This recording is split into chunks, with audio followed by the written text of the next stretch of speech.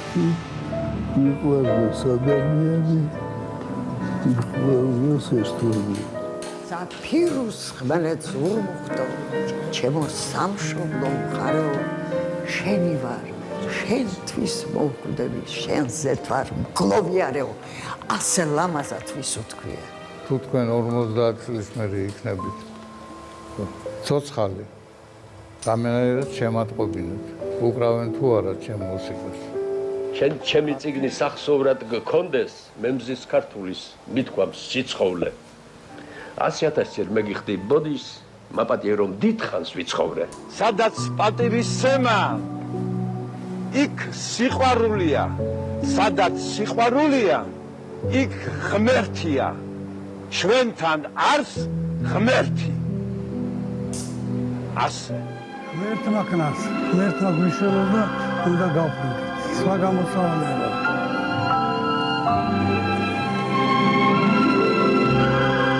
დილამ შვიდობისა პირადი ისტორიები კიდევ ერთ სეზონს ასრულებს დღეს და მიხვდებოდით კიდეც რომ ჩვენი რუბრიკა დღეს იქნება განსხვავებული დიდი ადამიანების დიდი ამბები ერთად უნდა დაიტიოს დღეს კიდევ ერთხელ ვეცდებით ამ სტუდიაში დავაბრუნოთ იმ ადამიანების ხმები ვინც ასე ძალიან გვიყვარს და გვეამაყება კიდევ ერთხელ თქვათ ჩვენი რუბრიკის მთავარი მიზანი კიდევ ერთხელ გავუსვათ ხაზი პირადი ისტორიების მთავარ სათქმელს რა მარადიულ ღირებულებებზე უნდა იდგეს ადამიანი და ეს ყველაზე კარგად უკვე თქვეს ღმერთი სამშობლო ადამიანი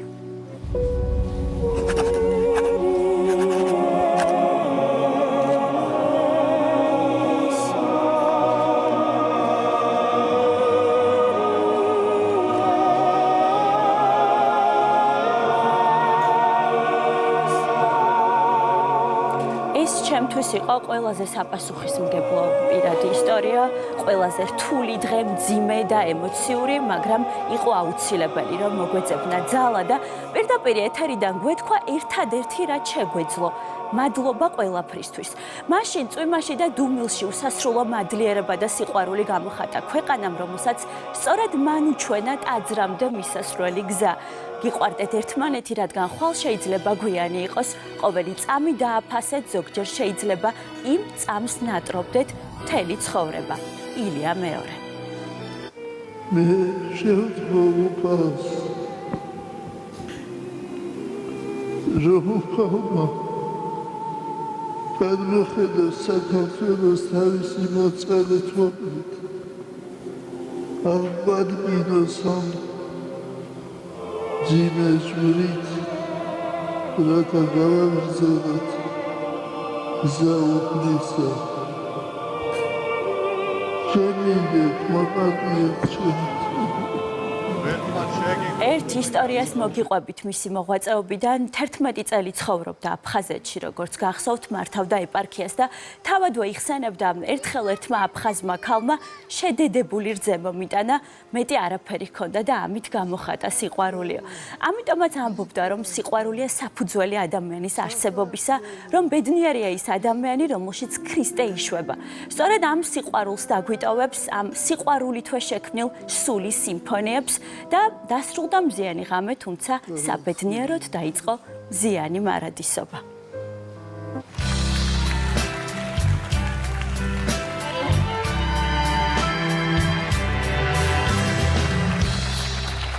იმ პატარა სიყვარული სოლემლევს პიცა იმ თეთრაგვას და ჩემი პირადი ისტორიებში ჩვენ გავიხსენეთ ის ადამიანები, რომლებიც ილია მეორემ პირდაპირ მნიშვნელობით დაგვიბრუნა, ის ქართველები, რომლებიც ჰაერივით სჭირდებოდნენ ჩვენს კულტურას, ხელოვნებას, აზროვნებას და გახსოვთ თემურ ციკლაურის ისტორია და ამიტომაც სიმბოლურად სწორედ მას ხედავდით ახლა და ხედავთ ეკრანზე, მან სწორედ ჩვენი პატრიარქის დახმარებით შეძლო სიკვდილზე სიცოცხლით გამარჯვება 6 წლის შვილის გიორგის გარდაცვალების შემდეგ 40 დღეში სცენაზე დადგომა, მერე თავადვე რომ ამბობდა, როცა მღეროდი საკუთარ ტკივილში ვიხარშებოდიო და ესეც ის მთავარი შესრულება 1983 წელი, რომელსაც გაჩვენებთ ახლა ეკრანზე. თითქოს გუშინიყო ხელით გადარებდი სათუთარ ადამიანური გმირობისთვის მას ხალხი კიდევ უფრო მეტად შეიყვარებს და ასე დაიბადება სახალხო არტისტი თემურ ციკლაური. მისი პირადი ისტორია მაგალითია მატარა ყველაზე მძიმე ტკივილი, მოუშუშებელი, მოურჩენელი და დარჩი ადამიანად. თანაც იცხოვრო ისე, რომ მთელს ქვეყანას იამაყებოდა, ამ ქვეყნიდან წასვლის შემდეგაც მთელი დარბაზი ფეხზე გიდგებოდეს და ვნახეთ კადრები. ცოტა ხნის წინ და საქართველოს ღირსეულ არწივად მოგიხსენიებდეს. ეს ალბათ ხალხისგან ღირსეულად დაბრუნებული სიყვარულია მის ნამღერზე, თუნდაც არავითარი სხვა სამშობლო ამაზე მეტი არ გამაჩნია. არავითარი სხვა სამშობლო და ვხედავთ კიდეც როგორი ემოციით მღერის ის ამ სიმღერას. არ გამაჩნია არავითარი სხვა სამშობლო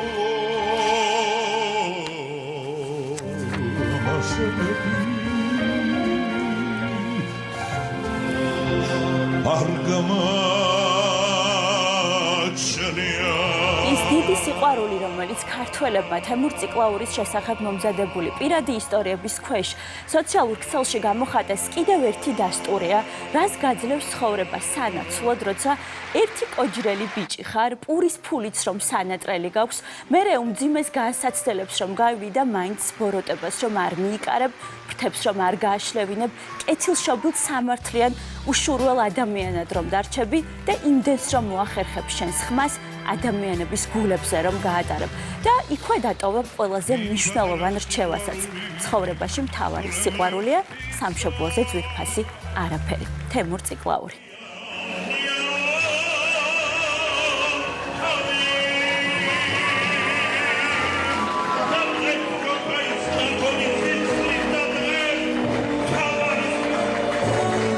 აქ ნახავთ როგორ ვერ შეიკავებს ის ემოციებს.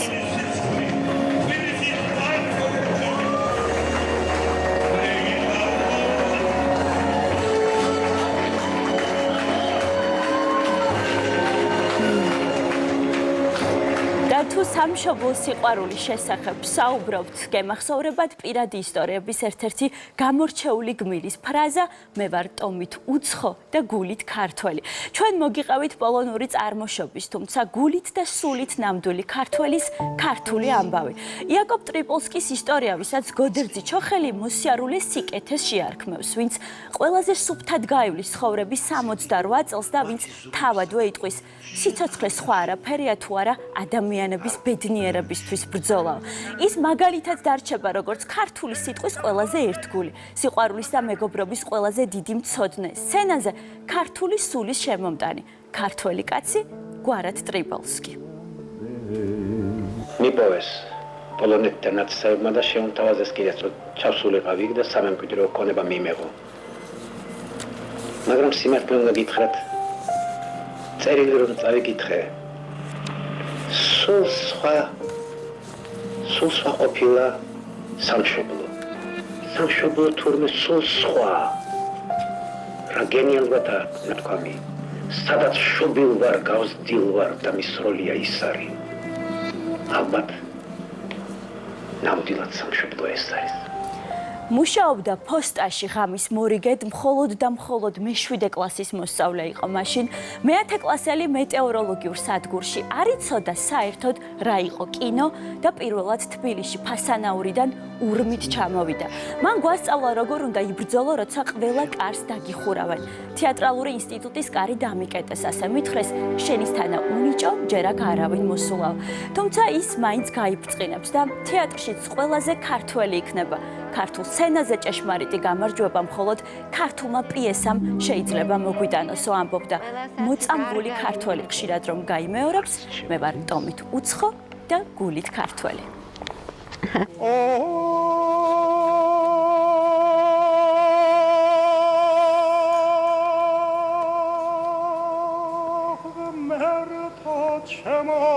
და თუ ქართული სულის შესახებ საუბრობთ, მახსენდება ელგუჯა ამაშუკელის ყველაზე ლამაზად ნათქვამი ფრაზა არავინ ისე არ გავს ქართული სულის უკვდავებას, როგორც ნიკო ფიროსმანი და როგორც ჰამლეტ გონაშვილიო. ქართული ჰანგის უფლისწული, საქართველოს ბულბული, სულიდან ამოსული ხმით რომ გვიმღერებს და ერთ პასუხ გაუცემულ კითხვასაც რომ დაგვიტოვებს, არის კიდევ ვინმე ასეთი უბადლო დღეს. ჯიბებიდან არა მომიღია საბჭოთა კავშირის დროინდელი სამანეთიანი, მანეთიანი ხუდაფული. მეში ნაძის ხეცკე მაგ პატარა. ჰამლეტ გონაშვილია ის, ვინც სისხლძარღვებში ატარებს დაუვიწყარ ხმას, ვინც ბგერებს მოქარგავს და ისე მიიტანს მსმენელამდე, თავმდაბალი და უბრალო, ყველაზე მტკივნეულად რომ წავა ამ ქვეყნიდან, მშობლიურ სოფელში საყვარელი დედის სანახავად ჩასული. იმ დღეს, სხვათა შორის 25 ივლისს, გულგაგლეჯილს დატოვებს ქვეყანას, მხოლოდ 57 წელი იცოცხლებს და ადუმებს საქართველოს, რომელსაც ბედისწერა ხმას წაართმევსო დაწერენ. ჯასუხ კახიძე ყველა ინტერვიუში, სადაც ჰამლეტ გონაშვილის შესახებ კითხავენ, აღფრთოვანებით იტყვის, ჰამლეტმა სიმღერა კი არ შეინარჩუნა, კი არ ააღორძინა, მან თავად შექმნა სიმღერაო.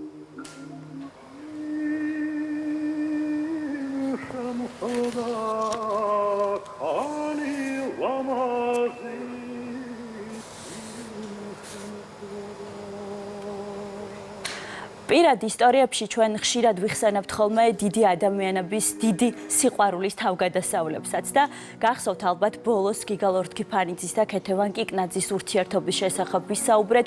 შენ ჩემთვის დაიბადეო ძალიან ემოციური წერილი რომ მიუძღვნა რეჟისორმა მეუღლეს, თუმცა ხშირად ამ ურთიერთობების უკან ძალიან დიდი ტკივილი, გამძლეობა, ძალა და პატივისცემა დგას. არასდროს მავიწყდება ელდარ შენგელაიას ფრაზა მე რომ ცოცხალი ვარ, ეს ჩემი მეუღლის დამსახურებაა.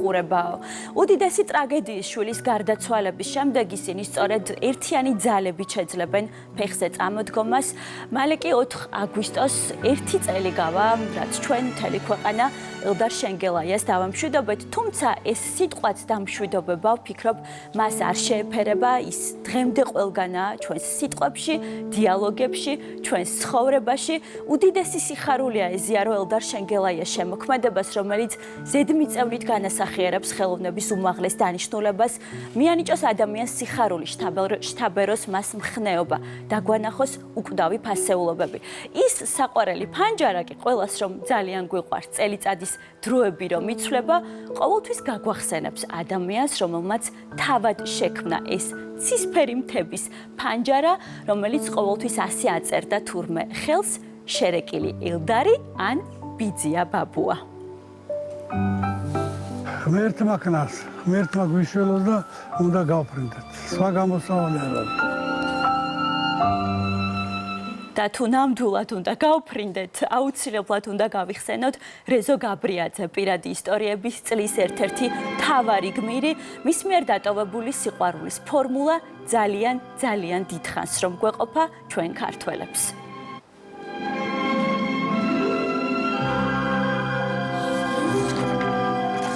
უმორჩილესად გთხოვთ, გამორთოთ ტელეფონები. ჩვენი დარბაზი ძალიან პატარაა.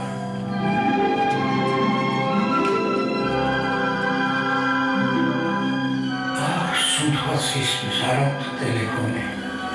დიდი მადლობა. მადლობთ. გაბრიაძე სოფლ მხედველობაო იტყვიან მასში მცხოვრები არა ერთი, არამედ რამდენიმე გენიოსითო. ამიტომაცაა რომ როცა ასეთი დიდები მიდიან სახლში, სიცარიელი სუნი დგება, თუმცა ისევ მის ენაზე რომ თქვათ, ის რაც ხელოვანისგან რჩება, ის რაც გვაკეთილშობილებს უდრის კონსტანტას, ესე იგი მუდმივია. ვეღარ გაიგო ამ ხალხმა რომ სიყვარული ვერტიკალურია და თან ტრუნვადიც. ხომ გითხარი, გაფრინდებიან მეთქი შეგალსტუკიანო. სიყვარულია მშობელი ოცნებისა. ოცნება აღვიძებს კაცთა მოდგმის მთლემარე გონებას. გონება აღძრავს ქმედებას. პლუს მინუს MC კვადრატ F ფუძე. სწორედ რეზო გაბრიაძემ გვასწავლა, რომ მთავარი მამოძრავებელი ძალა სიყვარულია, რომელიც ყველაფერთან ერთად ვერტიკალურია და თანაც ბრუნვადი. და რომ სწორედ მან დაგვიტოვა ბედნიერება სახელად გაბრიაძის მარიონეტების თეატრი და ამავე თეატრის ფასადზე თავისივე დევიზი და იცრემლები მხოლოდ ხახვის ჭრისაგან გვდიოდეს. გია ყანჩელს უთქვამს, რეზო ისეთი ნიჭიერია, მალე მუსიკის წერასაც დაიწყებს. ამ დარბაზში ბევრი ბრძანდება ჩემთან მიახლოებული ასაკის და მე მინდა ყველას გისურვოთ, რომ იფიქროთ მაინც, რომ მხოლოდ ნახევარი ცხოვრების გზა გაიარა. ეს კი სამყარო სახელად გია ყანჩელი, ის ვინც სიჩუმეში ხედავდა ხელოვნებას, ვისაც ეუხერხულებოდა ეთქვა სიტყვა კომპოზიტორი, ეს მხოლოდ ნახევარი საუკუნის შემდეგ გაირკვევაო. თუმცა მისი შემოქმედება უკვდავების წყალს ნამდვილად გავს, ის თავად თანამედროვეობის გენია, რაღაც სხვანაირი მოვლენა, უბრალოებაში დიდი თითქოს ამოუხსნელი. ახლა ძალიან შორს ცისფერ მთებს იქით გადასული და მაინც შემოდგომაზე მოსული, როცა ყვითელი ფოთლების დროა. ეგეც მუსიკა.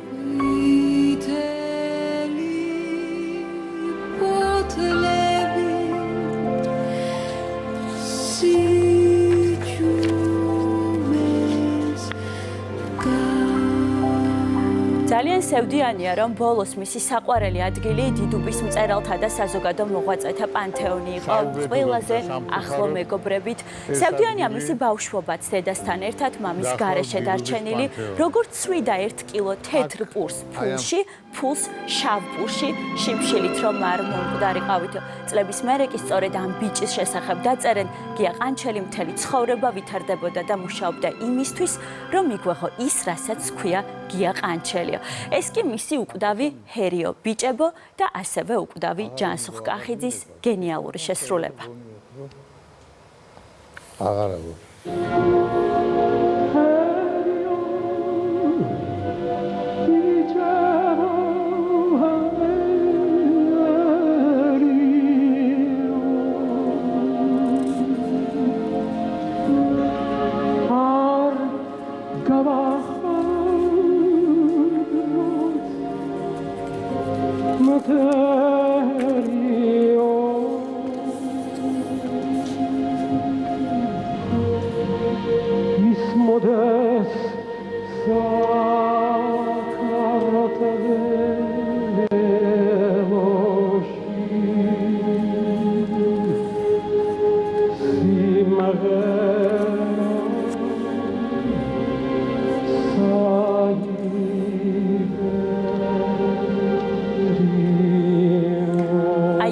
ადამიანს კი ყველაზე კარგად მისივე ანდერძი დაახასიათებს შვილებისთვის დატოვებული. ყოველდღე მადლობა უთხარით უფალს, მზეს რომ დაინახავთ.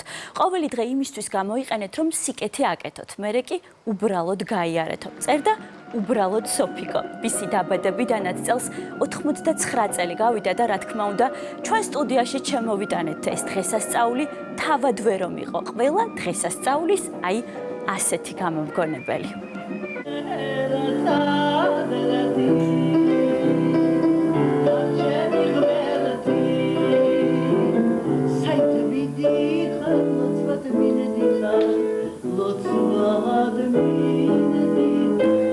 დიდი არტისტის უკან დიდი ადამიანი. იმდენად ძლიერი ყველა სატკივარს მალამოს მოუძებნიდა.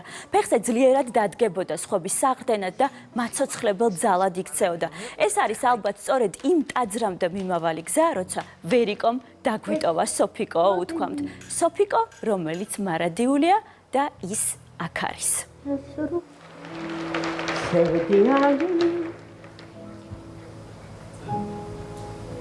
Молоденец, დასასრული თვითონ მოდის,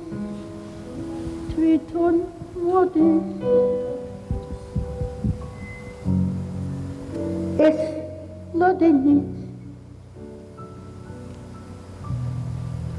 დასრულდება. დაბრუნდები,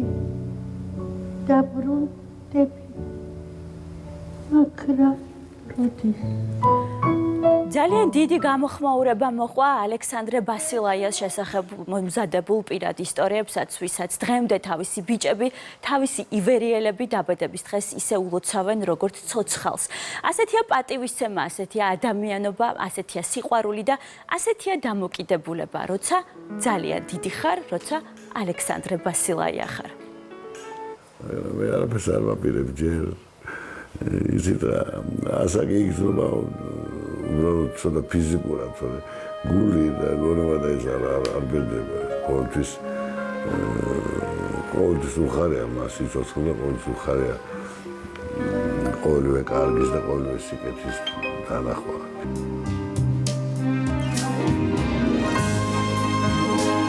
ივერიელები ამბობენ, იქამდე ვიდრე ბოლო ივერიელი ცოცხალი იქნება, ისიც ჩვენთან ერთად იქნებაო და ისე როგორც მის ბოლო კომპოზიციაში, მისი ამ ქვეყნიდან წასვლით, მაშინ რაღაც ნამდვილად დასრულდა, მაგრამ დამეთანხმებით ალბათ, რომ დაიწყო ახალი იმ დასასრულის გაგრძელება, რომელიც ძალიან გვჭირდება აქ დედამიწაზე, სადაც მთავარია სამი რამე: სიყვარული, სიკეთე და სილამაზე.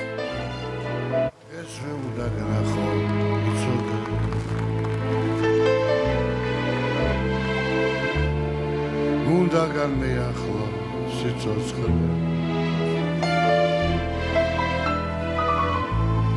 ახლა მენატრება შენი ხმა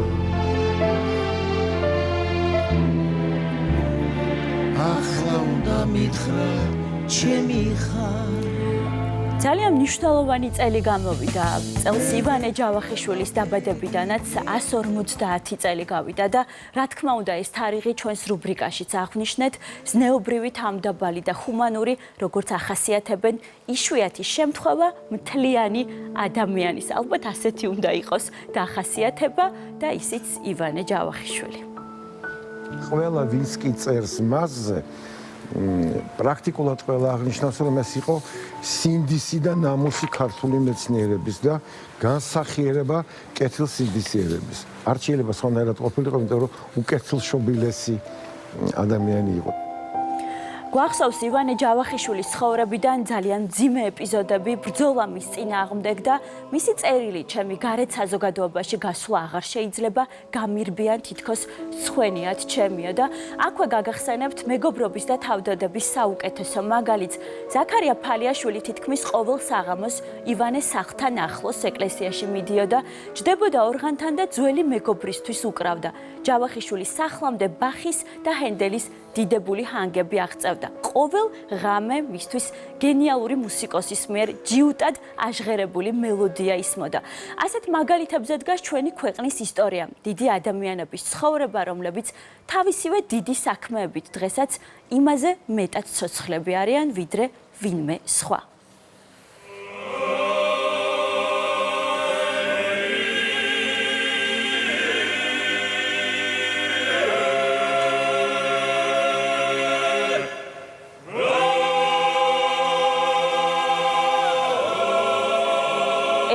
იდენტობის მცველი, მსოფლიოს მრავალი ქვეყანა ფეხზე რომ წამოაყენა, ქართული ხალხური სიმღერა და ცეკვა ჩვენი სულიერება მთელს დედამიწას რომ დაანახა. ვინც თავად იყო შემოქმედიდან მთელი ცხოვრება ქართული ფოლკლორის ამ განძის დაცვას რომ შეალია, აღორძინებას, განვითარებას, ყველაზე დიდ ჯილდოდ ხალხის უპირობო სიყვარული რომ დაიმსახურა. ვინც ამბობდა ერთ ქართულ ხალხურ სიმღერას ერთი ცხოვრება არ ეყოფა, ბოლომდე რომ გაიგო რა არისო. ჯემალ ჭკუასელი, ვინც მხოლოდ 6 თვე იცოცხლებს საყვარელი ქალის, საყვარელი მეუღლის გარეშე, მერე კი მისი მონატრებით რომ წავა ამ ქვეყნიდან. ეს დაუმთავრებელი ისტორია. კიდევ ვაპირებ ცხოვრებასო იტყვის ერთ-ერთ ბოლო ინტერვიუში და ასეც იქნება მეხსიერებიდან არასდროს იშლება ის ანაბეჭდი, რომელმაც ქვეყანას დიდი საქმეები დაუტოვა.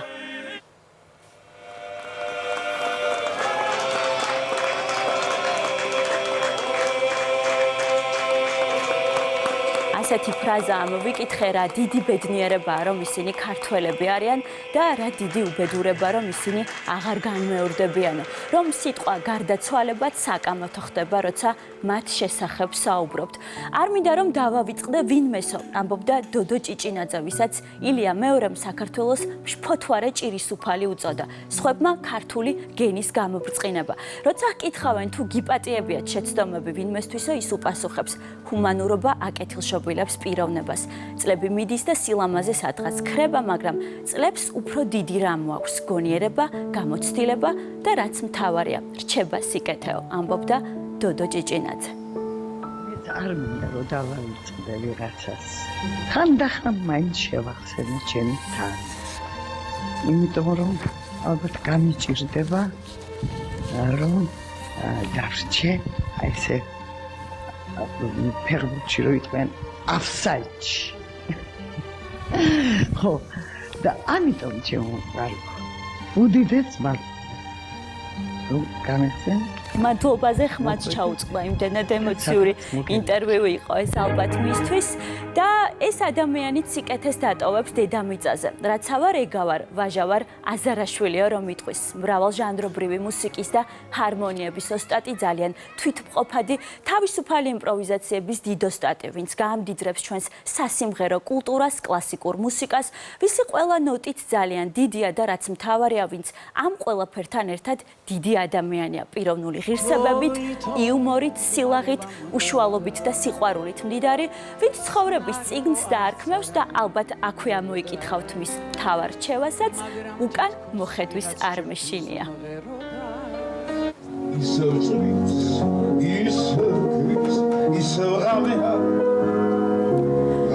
პირად ისტორიებში მთელი წლის განმავლობაში ვიხსენებდით იმ ადამიანების ცხოვრებას, მოღვაწეობას, შემოქმედებას, ვინც მნიშვნელოვანი კვალი დატოვა ერის სულიერ და ფიზიკურ ყოფაზე, კულტურაზე, თაობების ცნობიერებაზე. მათ შორის, რა თქმა უნდა, არიან ძმები რაზიკაშვილები. ჩემი შვილი მაშინ მაჯობებს ჩემზე უკეთეს შვილს რომ გაზრდისო.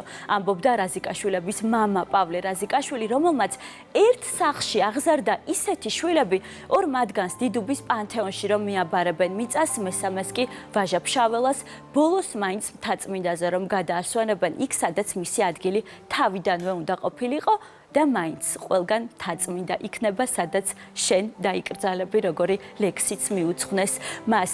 ეს კი, რა თქმა უნდა, მღერის კაცი, რომელმაც მუსიკა სიყვარულად აქცია სახელი გოგი გულის სინონიმად, ვისაც ადამიანების სულში შეღწევა შეეძლო, ცხოვრობდა ისე, როგორც მღეროდა და პირიქითო, რომ ამბობენ თავისი ღირებულებებით, დამოკიდებულებებით, ნამდვილობით. ალბათ ამიტომაც ის იყო შემოქმედი, რომელსაც არ ჰქონდა ჯილდოები, პრემიები, წოდებები, თუმცა ჰქონდა მთავარი ხალხის სიყვარული და ჭეშმარიტი აღიარება. ალბათ ამიტომაც ამ სიტყვებს ყოველთვის მისი ხმა ექნება. გავა დრო და მოვუყვებით შვილებს, რომ სიყვარულს დიდი ძალა აქვს. როგორ მინდა კარგო და მიბრუნდე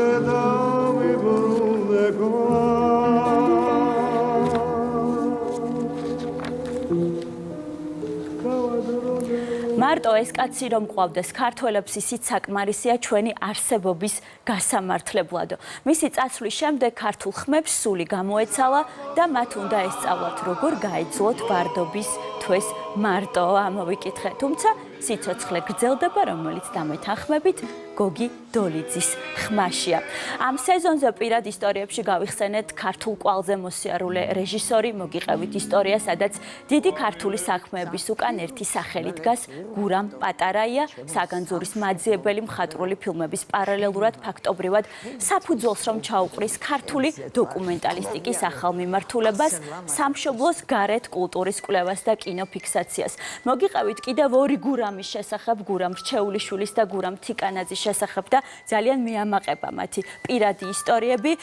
დღეს კიდევ ერთხელ ის ადამიანები დავაბრუნეთ სტუდიაში, მათი ხმები დიდხანს რომ უნდა ისმოდეს დედამიწაზე, სიკეთის, სიყვარულის, ერთგულების და თამდობლობის მაგალითი რომ მოგცეს, რომ გვითხრეს, ღირსეულად ატარეთ ღმერთის საჩუქარი, ადამიანობა რომ ჰქვია სახელადო. კიდევ ბევრჯერ გავიმეორებ, რომ ამ რუბრიკამ უკვე ემოციები წამოვიდა ჩემთანაც, უამრავი რამ მასწავლა, ბევრი რამ შეიცვალა, გარდა იმისა, რომ ყოველ ხუთშაბათს ძალიან ნერვიულობ, იმიტომ რომ თითქოს მეც ამ ადამიანებთან ერთად გავდივარ ყველაზე რთულ მომენტებს, თითქოს მეც მეხება ეს ყველაფერი.